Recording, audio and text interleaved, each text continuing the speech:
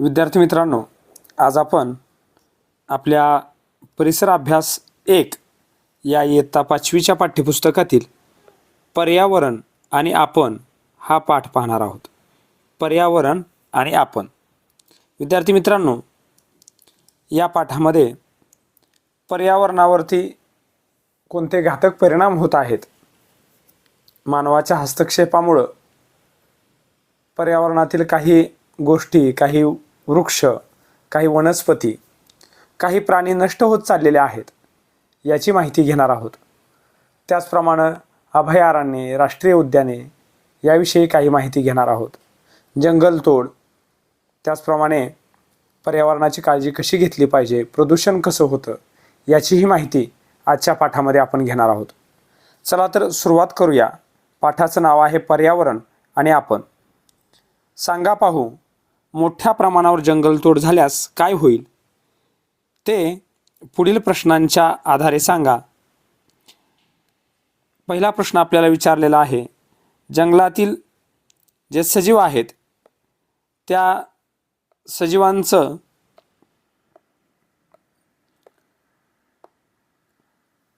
अन्न व पाण्याचा स्रोत घटतील का वाढतील आणि का?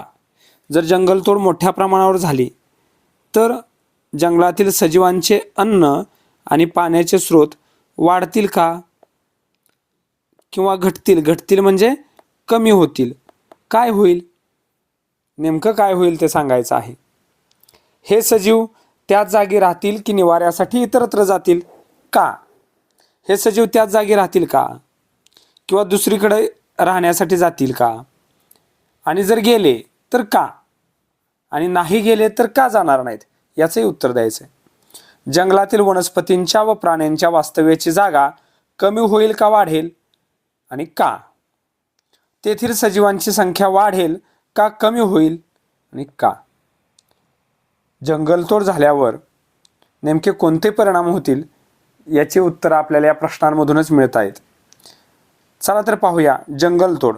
जंगलतोड जे जगभरातील एकूण लोकसंख्या आता सुमारे 600 कोटींच्या घरात आहे.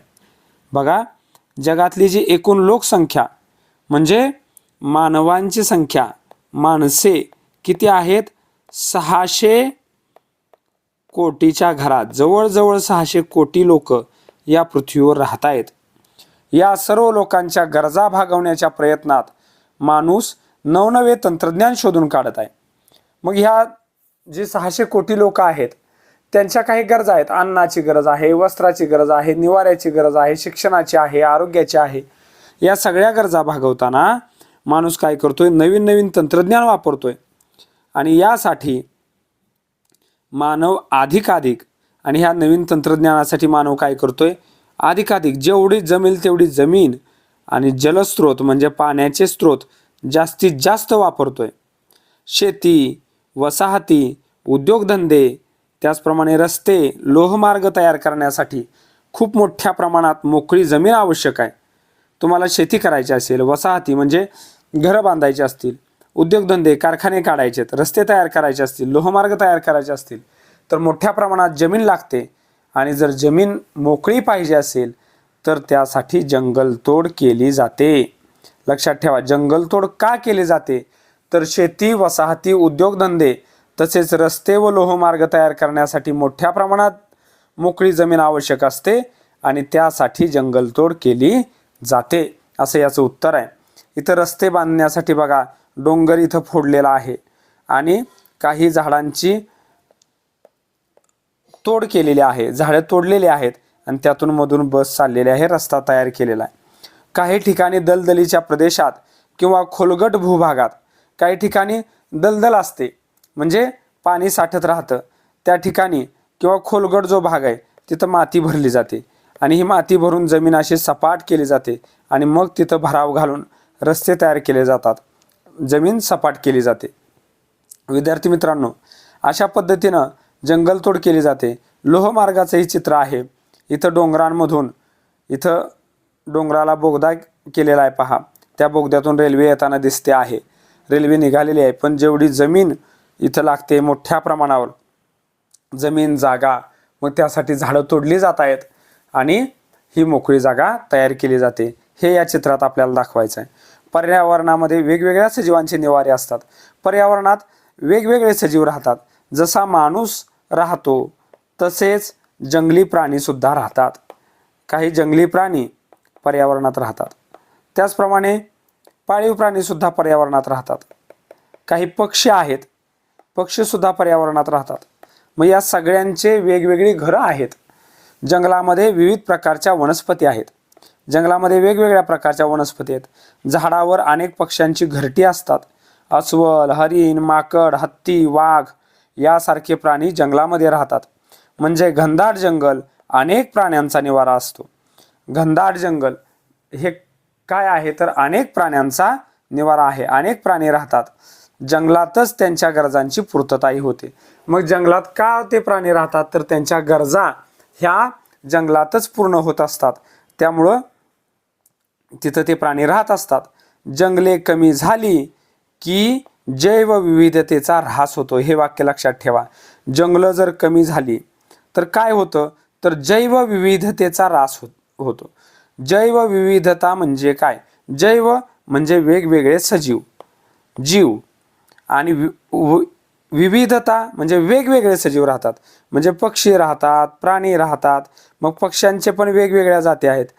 अगदी तुम्ही चिमणी हा साधा पक्षी पाहिला, दररोज आपण पाहतो तो त्याच्यामध्ये सुद्धा वेगवेगळ्या प्रकारच्या जाती असलेल्या आपल्याला दिसतात. तसे अनेक पक्षी, अनेक प्राणी हे जंगलामध्ये राहतात. जर जंगलच तोडली तर ही जैवविविधता म्हणजे सजीवांची विविधता संपुष्टात येते, ऱ्हास होतो, कमी होतो. एखाद्या ठिकाणी धरण बांधले गेले तर त्या ठिकाणच्या पर्यावरणात कोणते बदल होतील असा प्रश्न आपल्याला विचारलाय. तुम्ही त्याचं उत्तर शोधायचं आहे. विविध प्रकारचे प्राणी, पक्षी, वनस्पती यांचे अस्तित्व धोक्यात आल्याच्या बातम्या आपण वेळोवेळी वाचतो. आपण ह्या बातम्या वाचत असतो की या पक्षाचं, या प्राण्याचं जे अस्तित्व आहे, या वनस्पतीचं अस्तित्व धोक्यात आलेलं आहे, याची कारणं बातम्यामध्ये दिलेली असतात. अशा बातम्या एकत्र करा आणि त्याची माहिती या तक्त्यामध्ये तुम्ही भरायची आहे. हा तुमच्यासाठीचा दिलेला उपक्रम आहे. प्राणी, पक्षी, वनस्पती यांचं नाव लिहा. कोणता दुष्परिणाम झाला जंगलतोड झाल्यामुळं त्यांच्यावरती, आणि बातमीत काय कारण दिलंय तर नामशेष होण्याचं, याचीही माहिती तुम्ही मिळवायची आहे. आता याच्या पुढचा भाग आपण पाहूया. पुढचा भाग आहे प्रदूषण. प्रदूषण आपण या आधीच्या पाठामध्ये पाणी हा जो पाठ आपण पाहिला त्याच्यामध्ये सांडपाण्यावर प्रक्रिया कशी केली जाते, कारखानदारावर सांडपाण्यावर शुद्धीकरणाचं बंधन आहे हे आपण पाहिलेलं होतं. आणि सांडपाण्यावर आवश्यक त्या प्रक्रिया न करताच जर त्या सांडपाण्यावर प्रक्रिया केली नाही, ते शुद्ध केलं नाही आणि ते जलस्रोतामध्ये म्हणजे पाण्याच्या स्रोतात सोडलं, जलस्रोत आपण पाहिलेत, नदी, सरोवरे यांना काय म्हणतात? जलस्रोत असं म्हणतात. तर या जलस्रोतामध्ये तसंच जर पाणी सोडलं, सांडपाणी, तर कसं प्रदूषण होतं हे आपण पाहिलेलं आहे. पाणी या पाठामध्ये, या आधीच्या पाठात ते पाहिलेलं आहे. त्यानंतर इथे एक चित्र दाखवलंय. हा कारखाना आहे आणि कारखान्यातून हे सांडपाणी सोडलं जातंय जलस्रोतामध्ये. आणि हे सांडपाणी जर तसंच सोडलं गेलं तर काय होतंय तर असे दूषित पाणी जमिनीत जर मुरत राहिलं, जमिनीत असंच पाणी जर जात राहिलं हे सांडपाणी, तर जमीन नापीक होते. म्हणजे त्या जमिनीमध्ये कोणतंही पीक आपण घेऊ शकत नाही. त्याला नापीक जमीन असं म्हटलं जातं. आणि आपल्याला एक समोर चित्र दिसतंय. कारखान्यातून जलस्रोतात सोडले जाणारे पाणी. इथं या पाईप्स आहेत बघा. या पाईपमधून हे पाणी जलस्रोतामध्ये सोडलं जात आहे.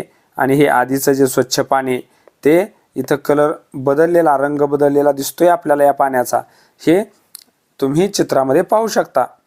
शेतीसाठी मोठ्या प्रमाणावर जर रासायनिक खतं वापरली गेली, शेतीमध्ये आपण बघतोय आता आपण युरिया, सुपर फॉस्फेट यासारखी कारखान्यात तयार केलेली रासायनिक खतं वापरतो. त्याचप्रमाणे कीटकनाशकं मोठ्या प्रमाणात शेतीमध्ये वापरली जातात. ही रसायने मातीत जिरतात. ही रसायनं काय होतात तर मातीमध्ये पडतात.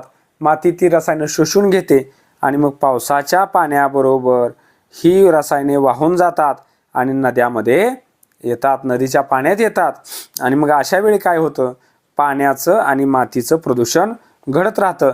पाण्याचं आणि मातीचं प्रदूषण कसं घडतं तर कृत्रिम खते, कीटकनाशकं मातीमध्ये शोषून घेतली जातात. पाऊस पडतो, पावसाचं पाणी वाहत नदीला जातं आणि मग त्यामुळं मातीचं आणि पाण्याचं प्रदूषण घडतं. त्यामुळे तिथले प्राणी आणि वनस्पतींना धोका पोहोचतो. ही कीटकनाशकं ही विषारी असतात आणि त्यामुळे तिथल्या प्राण्यांना जे प्राणी ते पाणी पितील त्यांना त्याचा त्रास होतो. त्यामुळं सजीवांची संख्या कमीत कमी होऊ लागते आणि सरतेशेवटी तेथील अनेक सजीव नामशेष होतात. नामशेष म्हणजे नावापुरतंच शिल्लक राहणे, म्हणजे खूप कमी संख्या त्यांची राहते, नष्ट होतात असा त्याचा अर्थ आहे. त्याचप्रमाणे बघा इथं आपल्याला एक चित्रही दिलेलं आहे. कारखान्याचा हा धूर आहे, कारखान्यातून बाहेर पडणारा. ह्या धुरामुळे असे काळे काळे काळे काळे ढग तयार झालेले आहेत. हे प्रदूषित हवा आहे आणि त्यातून विषारी वायू बाहेर पडतोय. मग त्यामुळं खोकला, दमा, ॲलर्जी यासारखे रोग झालेले दिसून येतात.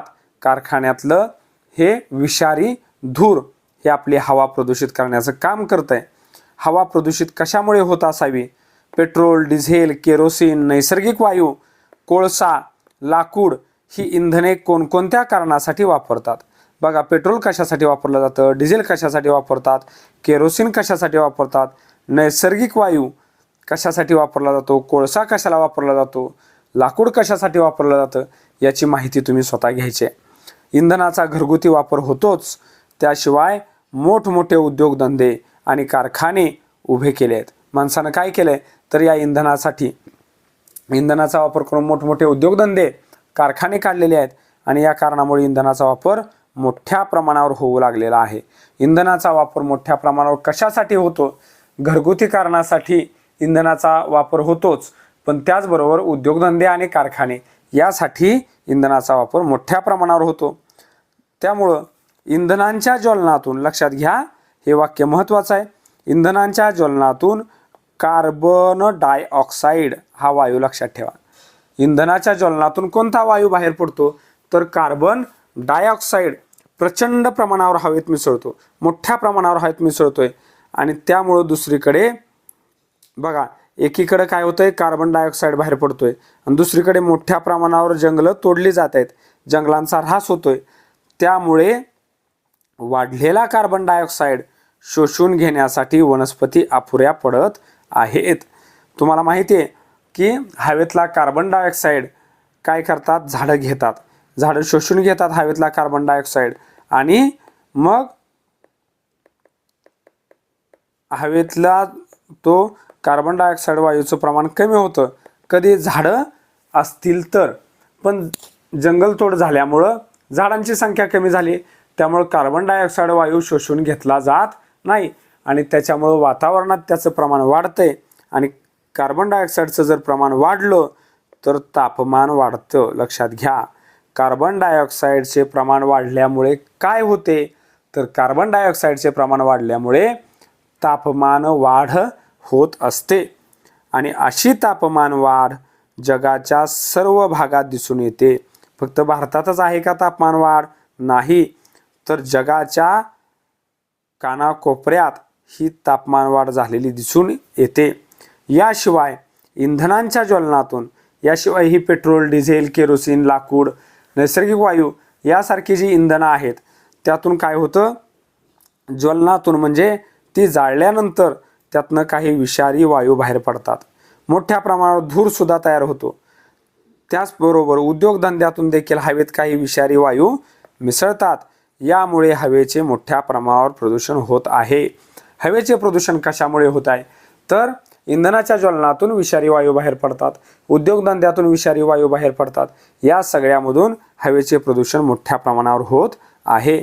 आपल्याला पुढे एक माहिती दिलेली आहे, चित्र दिलेलं आहे. या चित्रामध्ये सांगा पाहू असा प्रश्न विचारलेला आहे. जरा चित्र पाहूया आपण आता. इथं सूर्य आहे, प्रश्नचिन्ह आहे, त्यानंतर पुढं नाकतोडा दिलेला आहे, हा कीटक आहे आणि पुढं एक चिमणी दिलेला आहे, पक्षी दिलेला आहे. मग याचं काय या चित्राचा बोध आहे, याचा अर्थ काय आहे ते पाहूया. वरील चित्रात एक अन्न साखळी आहे. हे चित्र कशाचं आहे? अन्न साखळीचं चित्र आहे. अन्न साखळी म्हणजे एकावर एक अवलंबून आहे. यातील एक कडी निखळली आहे. ह्या चित्रामधली एक कडी निखळली आहे. साखळीतील नाकतोड्यावर काय परिणाम होईल? पक्षावर काय परिणाम होईल? निखळलेल्या कडीतील चित्र कोणते असेल? हे जे प्रश्नचिन्ह दिलंय इथं काहीतरी आहे आणि इथं काय परिणाम होईल असा प्रश्न आपल्याला विचारला आहे. कडीतील सजीव नाहीसा झाला तर संपूर्ण जीवसृष्टीला कोणता धोका पोहोचेल याची वर्गात चर्चा करा. बघा इथं नाकतोडा आहे. नाकतोडा कुठं आढळतो? तर वनस्पतींची पाने आणि त्यांचा रस हा नाकतोडा शोषून घेतो. म्हणजे या चित्रात काय आहे? वनस्पती. वनस्पती काय करतात? सूर्यप्रकाशातून अन्न तयार करतात. सूर्यप्रकाशाचा वापर करतात. हवेतला कार्बन डायऑक्साईड घेतात, जमिनीतून पाणी घेतात आणि स्वतःचं अन्न तयार करतात. त्याच्यावरती हा नाकतोडा जगतोय. जर वनस्पती नष्ट झाल्या तर नाकतोडा जगू शकणार नाही आणि जर नाकतोडा जगू शकला नाही तर हे पक्षी जगणार नाहीत. अशी अन्न साखळी आहे. एका सजीवावर दुसऱ्या सजीवाचं अस्तित्व अवलंबून आहे. बघा पर्यावरण संतुलनाची गरज का आहे? पर्यावरण संतुलन राखण्याची गरज. पर्यावरण संतुलन का राखावं? तर त्याचं कारण असं आहे, मानवाच्या निसर्गातील हस्तक्षेपामुळे हवा, पाणी, जमीन अशा सर्व ठिकाणी मोठे बदल घडून येत आहेत. तसेच या अजैविक घटकांचे प्रदूषण होत आहे. काय होत आहे? तर मोठ्या प्रमाणावर प्रदूषण होत आहे आणि पाणी, जमीन, हवा याच्यामध्ये मोठे बदल घडत आहेत आणि अजैविक घटकांमुळे प्रदूषण होत आहे. परिणामी जैविक घटकांचे अस्तित्व धोक्यात आले आहे. काही जैविक घटक, काही जीव, वनस्पती, प्राणी नष्ट झाल्यात. पर्यावरणाच्या एका घटकात बिघाड झाला तर त्याच्या इतर घटकाशी असलेल्या संबंधावर परिणाम होऊन पर्यावरणाचा समतोल बिघडतो. पर्यावरणाचा समतोल कसा बिघडतो? बघा आपण अन्न साखळीचं उदाहरण बघितलं.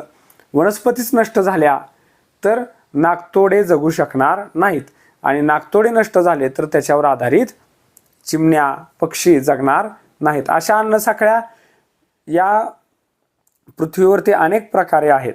वेगवेगळ्या प्रकारच्या अन्न साखळ्या आहेत. आपण एक छोटी अन्न साखळी पाहिली. समुद्रामध्ये सुद्धा अशा अन्न साखळ्या आहेत. मग जर असे सजीव नष्ट व्हायला लागले तर एकमेकावर अवलंबून राहणारे सजीव नष्ट होतील आणि कालांतराने ते काय होतात? नामशेष होतात. आणि सध्याच्या काळात ही प्रक्रिया खूप वेगाने होत आहे आणि सध्या काय व्हायला लागले तर असे सजीव नष्ट होण्याची प्रक्रिया मोठ्या प्रमाणावर होते. विविध प्रकारचे प्राणी किंवा वनस्पती नामशेष जर झाले तर अनेक अन्न साखळ्यामधील कड्या नष्ट होतील. वेगवेगळे प्राणी, वनस्पती नामशेष झाल्या तर अन्न साखळीवर परिणाम होईल आणि त्याचा परिणाम काय होईल तर पृथ्वीवरची जी जीवसृष्टी आहे ती धोक्यात येईल. निसर्गातील पर्यावरणाचा समतोल कोलमडल्याशिवाय राहणार नाही, लक्षात ठेवायचं आहे. आणि असं सगळं हे शास्त्रज्ञांनी त्याच्यावर संशोधन केलं आहे आणि सांगितलेलं आहे. इथं एक आपल्याला सुंदर चित्र दिलेलं आहे. हा प्राणी आहे भारतीय चित्ता. पण आता भारतामध्ये हा चित्ता आहे का? तर याचं उत्तर आहे नाही. का नाही? तर तो नामशेष झालेला आहे. नामशेष झालाय, नष्ट झालाय आणि त्यामुळं भारतीय चित्ता प्रसिद्ध होता पण याची शिकार मोठ्या प्रमाणावर झाली. भारतीय चित्त्याची शिकार मोठ्या प्रमाणावर झाली. त्यामुळं हा प्राणी आता भारतामध्ये आढळत नाही, नष्ट झालेला आहे. आपण मनात आणलं तरी भारतीय चित्ता आपल्याला पाहता येणार नाही. असे अनेक प्राणी आता नामशेष व्हायला लागलेले आहेत. अन्न, पाणी, वस्त्र या आपल्या सर्वांच्या गरजा आहेत. अन्न, पाणी, वस्त्र ह्या आपल्या सगळ्यांच्या गरजा आहेत. त्याची पूर्तता म्हणजे त्या पूर्ण करण्यासाठी अनेक गोष्टी आपण वापरत असतो. याशिवाय अभ्यासासाठी, खेळासाठी, हौस, मनोरंजन यासाठी अनेक साधनं आपण वापरतो. आपल्याला लागतील तेव्हा त्या उपलब्ध असाव्यात म्हणून त्यापैकी अनेक गोष्टी आपण घरात साठवून सुद्धा ठेवतो. आपल्याला लागतील तेव्हा आपल्याला वस्तू मिळाव्यात म्हणून आपण घरामध्ये त्या साठवत असतो. आणि या सगळ्या गोष्टी आपल्याला कशा मिळतात तर पर्यावरणातील पदार्थ वापरून मिळतात. जगभरातील सर्व लोकांच्या अशा गरजा आणि इच्छा आहेत. नुसत्या आपल्याच अशा इच्छा आहेत का? अशाच गरजा आपल्या आहेत का? आपल्या एकट्याच्याच आहेत का? नाहीत. जगातील सगळ्या लोकांच्या अशा अन्न, वस्त्र, निवारा हौस, मनोरंजन, खेळ, अभ्यास सगळ्याच्या गरजा आहेत आणि त्यामुळं काय होतोय, पर्यावरणाचा वेगाने ऱ्हास होतो आहे. पर्यावरणाचा ऱ्हास वेगानं का होतोय, तर त्याचं उत्तर आता मी तुम्हाला दिलंय. परत एकदा तुम्ही ते ऐकायचं, व्यवस्थित लक्ष द्यायचं आणि पाहायचं. मानव हा सुद्धा काय आहे, निसर्गाचाच भाग आहे. जसे इतर प्राणी हे निसर्गामध्ये राहतात तसाच मानव सुद्धा निसर्गाचा एक भाग आहे. निसर्गाचा जर समतोल बिघडला तर त्याचा आपल्यावर परिणाम होणार आहे. निसर्गाचा जर समतोल बिघडला तर आपल्यावर परिणाम होणार आहे. आणि म्हणून काय केलं पाहिजे, पर्यावरणाचा ऱ्हास थांबवण्यासाठी एखादे साधन शक्य तितकं जास्त दिवस वापरलं पाहिजे. आपण काय करू शकतो पर्यावरणाचा ऱ्हास टाळण्यासाठी, याचं उत्तर तुम्हाला देता आलं पाहिजे. आपली साधनं ही जास्तीत जास्त काळ वापरली पाहिजेत. टाकाऊ वस्तूपासून टिकाऊ वस्तू बनवल्या पाहिजेत. याचा सर्वांनी गांभीर्याने विचार करायला हवा. 2 गोष्टी करा, टाकाऊपासून टिकाऊ वस्तू बनवा आणि आपल्याकडची साधनं ही शक्य तितके जास्त दिवस वापरा. चला निर्धार करूया, आपल्या रोजच्या व्यवहारातील कोणत्याही कृतीमुळे प्रदूषण होऊ नये, जैवसृष्टीचे नुकसान होऊ नये यासाठी व जैवसृष्टीच्या संवर्धनासाठी आपण शक्य तेवढे प्रयत्न करूया. बघा, बोलते व्हा, चर्चा करा. आपल्याजवळ गरजेच्या गोष्टीचा किती साठा असावा, त्याचप्रमाणे पाणी, अन्न, वस्त्र या संदर्भात अशी चर्चा करायची. किती गोष्टी अशा साठवायच्या. आता पर्यावरण संवर्धनाचे जागतिक प्रयत्न, जगात पूर्ण पर्यावरण संवर्धन करण्यासाठी, पर्यावरणाच्या संरक्षणासाठी, पर्यावरणाच्या वाढीसाठी प्रयत्न केले जात आहेत. आणि मग त्यासाठी सगळे देश काय करतायत, कायदे करतायत. सर्व देश काय करतायत, कायदे करतायत.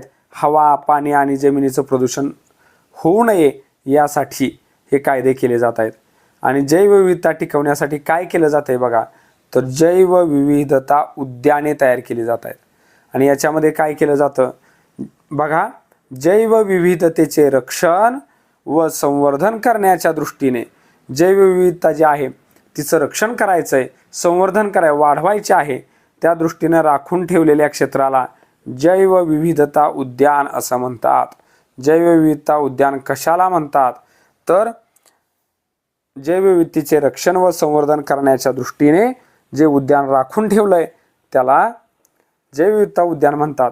यामध्ये जैवविविधतेच्या रक्षणाबरोबर त्याचा अभ्यास सुद्धा केला जातो. नुसतं जैवविविधतेचं रक्षण केलं जातं का, नाही, त्याच्याबरोबर त्याचा अभ्यास सुद्धा केला जातो. जैवविविधतेच्या उद्यानाला भेट देणाऱ्या लोकांना वनराईचा आनंद घेता येतो. त्यामुळे निसर्गाविषयी आस्था वाढीस लागते. आता एक उद्यानाचा आणखी एक प्रकार दिला आहे. जसं जैवविविधता उद्यान बघितलं तसंच राष्ट्रीय उद्यान हा सुद्धा एक भाग आहे. वन्यजीव संरक्षण व संवर्धन करण्याच्या उद्देशानं काही महत्त्वाची क्षेत्रे राखून ठेवलेली असतात. बघा, जंगलातले सजीव हे त्यांचं संरक्षण करायचं आहे, त्यासाठी काही भाग राखून ठेवलेला असतो, त्याला राष्ट्रीय उद्यान असं म्हटलं जातं. देशाच्या दृष्टीने हा भाग महत्त्वाचा असतो. उदाहरणार्थ काझीरंगा राष्ट्रीय उद्यान. कुठं आहे काझीरंगा राष्ट्रीय उद्यान, ते आहे आसाममध्ये. आसाम. ब्रह्मपुत्रा नदी आहे आसाममध्ये. ब्रह्मपुत्रा, या ब्रह्मपुत्रा नदीच्या खोऱ्यामध्येच काझीरंगा राष्ट्रीय उद्यान आहे. आणि तुम्ही वर्तमानपत्र जर पाहिलं तर दरवर्षी आसाममध्ये या ब्रह्मपुत्रा नदीमध्ये मुळं पूर येतो आणि या पुरामध्ये काझीरंगा राष्ट्रीय उद्यानाचं मोठ्या प्रमाणावर नुकसान होतं. तुम्हाला माहितीसाठी एक गोष्ट सांगतो, ती म्हणजे काझीरंगा राष्ट्रीय उद्यान हे भारतीय गेंडा, एक चित्र पण आपल्याला दिलंय बघा इथं भारतीय गेंड्याचा. हे बघा, हे चित्र आहे, हा आहे भारतीय गेंडा. त्याचं नाव आहे, त्याला भारतीय एकशिंगी गेंडा असंही म्हणतात. एकशिंगी म्हणजे त्याला एकच शिंग आहे बघा, इथं मी तुम्हाला दाखवलेलं आहे. तर असा हा भारतीय एकशिंगी गेंडा हा कुठं आहे, काझीरंगा अभयारण्यामध्ये आढळतो. आणि काझीरंगा हे राष्ट्रीय उद्यान कुठं आहे, तर ते आहे आसाममध्ये, लक्षात ठेवायचं. तर त्याचप्रमाणे ताडोबा राष्ट्रीय उद्यान कुठं आहे, ताडोबा राष्ट्रीय उद्यान आपल्या महाराष्ट्रात आहे, चंद्रपूर जिल्ह्यात ताडोबा राष्ट्रीय उद्यान आहे. आणि कशासाठी प्रसिद्ध आहे, वाघांसाठी प्रसिद्ध आहे. वाघ कुठं आढळतात जास्तीत जास्त, तर आपलं उत्तर आलं पाहिजे ताडोबा राष्ट्रीय उद्यान. त्याचप्रमाणे वेगवेगळी अभयारण्य, अभय या शब्दाचा अर्थ आहे भीती नसणे, भीती नसणे. ज्या जंगलामध्ये प्राण्यांना भीती नाही त्याला अभयारण्य असं म्हणायचं. आणि अभयारण्य का तयार केलं जातं? विशिष्ट प्राण्याचं, वनस्पतीचं संरक्षण व्हावं म्हणून अभयारण्य तयार केलं जातं. मग जे असं राखीव क्षेत्र आहे त्याला अभयारण्य म्हणतात. उदाहरणार्थ राधानगरी अभयारण्य. कशासाठी राधानगरी अभयारण्य प्रसिद्ध आहे? तर ते आहे गवा या प्राण्यासाठी. गवा म्हणजे जंगली म्हैस, त्याला गवा असं म्हटलं जातं. आणि ते कोल्हापूर जिल्ह्यामध्ये आहे बघा. कोल्हापूर या जिल्ह्यामध्ये राधानगरी अभयारण्य. इथं आपल्याला त्याचं चित्र दिसतंय बघा. हा गवा आहे, गवा हा प्राणी आहे. आणि हे कोल्हापूर जिल्ह्यामध्ये राधानगरी अभयारण्य आहे. राखून ठेवलेलं क्षेत्र आहे.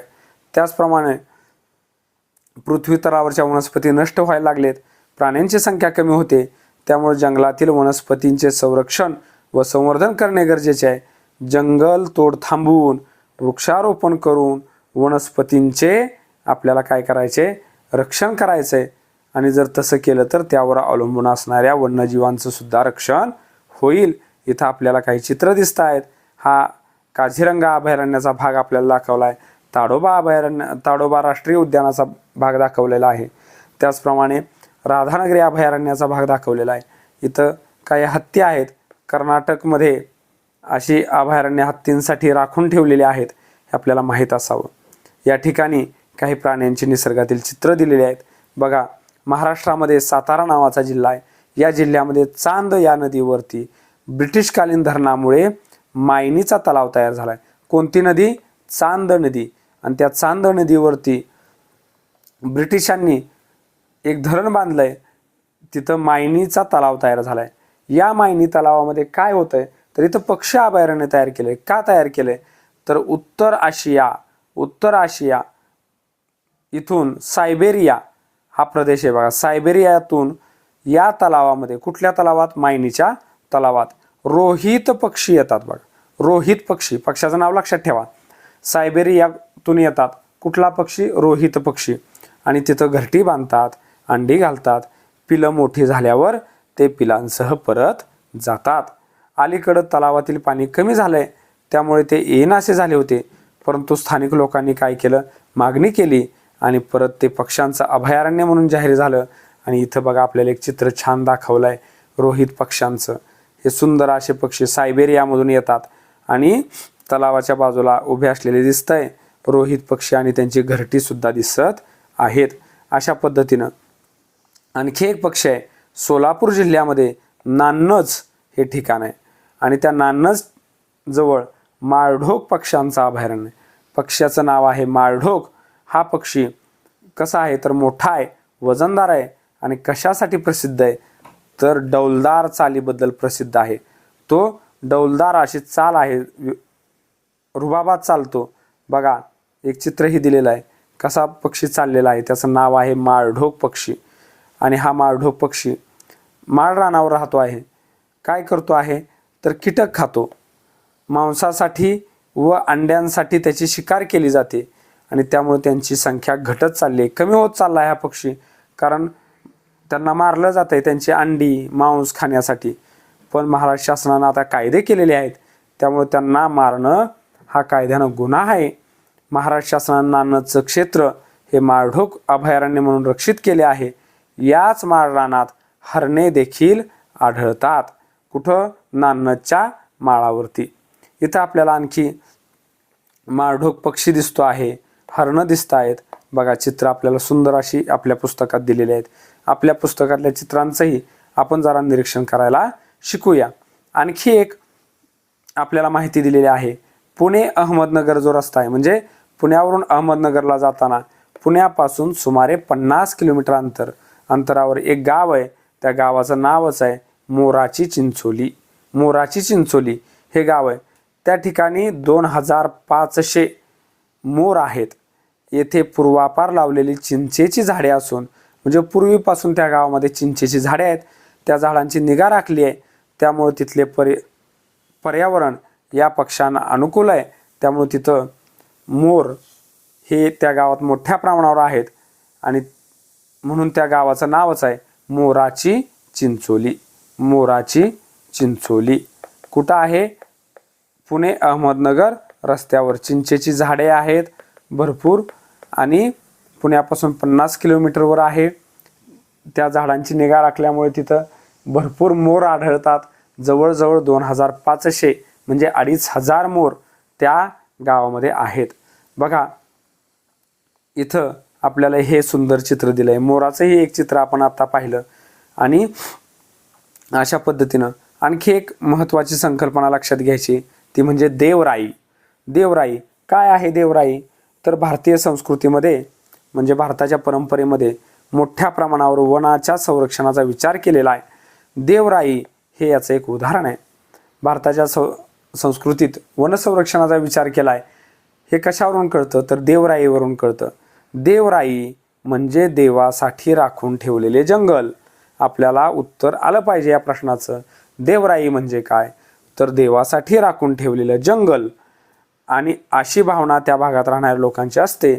या भावनेमुळे देवराईमधील एकही झाड तोडले जात नाही. लोकांना वाटतं की ते जंगल देवाचं आहे त्यामुळे तिथलं एकही झाड तोडलं जात नाही आणि त्यामुळं देवराईतील झाडे आजही सुरक्षित आहेत. आज सुद्धा ही झाडं सुरक्षित आहेत. महाराष्ट्रात अनेक देवराई आहेत. महाराष्ट्रात अशा अनेक देवराई आहेत. मध्य प्रदेशात मात्र अशा देवराई आहेत पण त्यांचं नाव काय आहे? शरणवने.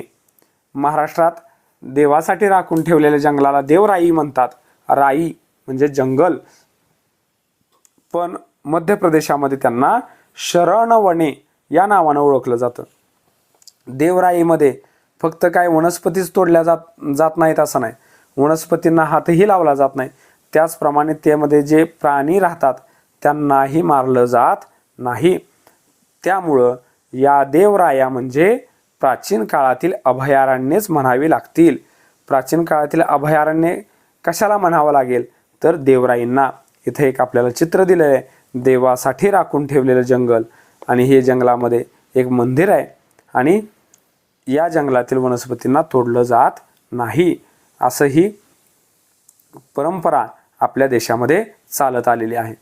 विद्यार्थी मित्रांनो, नेहमी लक्षात ठेवा निसर्ग सर्वांची गरज भागवतो. निसर्ग सगळ्यांची गरज भागवतो परंतु हाव भागवू शकत नाही. पण तुमची हाव असेल, लालच असेल तर ते भागवू शकत नाही. आपण काय शिकलो तर आपण असं शिकलो जैविक व अजैविक घटकांचे एकमेकांशी संबंध असतात. जे सजीव आहेत त्याचप्रमाणे निर्जीव आहेत त्या सगळ्यांचे एकमेकांशी संबंध आहेत. वेगवेगळ्या प्रदेशात वेगवेगळे प्राणी, वनस्पती आणि सूक्ष्मजीव आढळतात हे देखील आपण शिकलो. वातावरणातील वायुचक्रे, पर्यावरणातील जलचक्र, अन्नसाखळ्या याच्यामध्ये हजारो वर्षापासून संतुलन कायम राखलं गेलेलं आहे. त्याचप्रमाणे पाण्याच्या प्रदूषणामुळे त्यात वाढणाऱ्या वनस्पती आणि जलचरांना म्हणजे पाण्याचं जर प्रदूषण झालं तर पाण्यात असणाऱ्या ज्या वनस्पती आहेत त्याही नष्ट होतात. त्याचप्रमाणे मासे किंवा इतर जे काही सजीव पाण्यात राहतात ते मरतात, त्यांच्या जीवाला धोका होतो हे आपण पाहिलेलं आहे.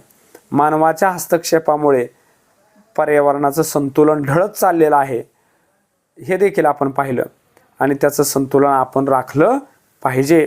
वनस्पती, प्राणी यांना संरक्षण मिळालं पाहिजे आणि त्यासाठी काय काय केलं जातं तर देवराई आहेत, जैवविविधता उद्यानं आहेत, राष्ट्रीय उद्यानं आहेत, अभयारण्य आहेत आणि त्यांची निर्मिती केली जाते हे देखील आपण पाहिलेलं आहे. विद्यार्थी मित्रांनो, आपण सगळेजण पर्यावरणाचं रक्षण करण्याचा संकल्प घेऊया. हा पाठ तुम्हाला शिकवण्यामागचा उद्देश हाच आहे की पर्यावरणातील वेगवेगळ्या घटकांचं संतुलन आपण राखलं पाहिजे आणि आपल्यावरच ती जबाबदारी आहे याची जाणीव आपल्याला झाली पाहिजे. यासाठी हा पाठ आपल्या अभ्यासाला दिलेला आहे. तुम्ही असाच अभ्यास करीत राहा. तुमच्या अभ्यासाला माझ्या खूप खूप शुभेच्छा. धन्यवाद.